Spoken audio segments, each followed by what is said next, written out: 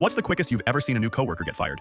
I worked in a small office where Tim was a new hire as a data analyst. Day one, Tim shows up an hour late. Not a great first impression, but stuff happens, so no one made a big deal out of it. However, during the morning meeting, he was noticeably distracted, scrolling on his phone under the table. Our manager politely asked him to put it away, and he muttered, "Sure," but didn't actually do it until she called him out a second time. That was strike one. Later that same day, he was supposed to shadow one of the senior analysts to learn the ropes. Instead, he spent most of the time bragging about how he already knew this stuff and didn't need any handholding. He kept interrupting the senior analyst with irrelevant questions, like how often people got raises and whether we had a good holiday party budget. He didn't take a single note. The real disaster happened around lunch. Tim decided to heat up fish in the office microwave. Now, I get that people have their own preferences, but this was no ordinary fish. It smelled like it had been left out in the sun for a week. The entire office stank, and people were visibly gagging. When someone gently mentioned that fish in the microwave was kind of a no-go, Tim laughed and said, "You all are just too sensitive." By the afternoon, our manager asked him to input some data into the system as a small test task. He outright refused, claiming, "That's beneath my skill set." The manager calmly explained that everyone had to do basic tasks sometimes, and it was part of learning the system. Tim still refused, saying, "I'm here to make big changes, not do side work." By 3 p.m., the manager called him into her office. 15 minutes later, we watched as Tim walked out and left without saying a word. He was employed for a total of 6 hours. It became a legendary story in our office. To this day, pulling a Tim is shorthand for making the worst possible first impression.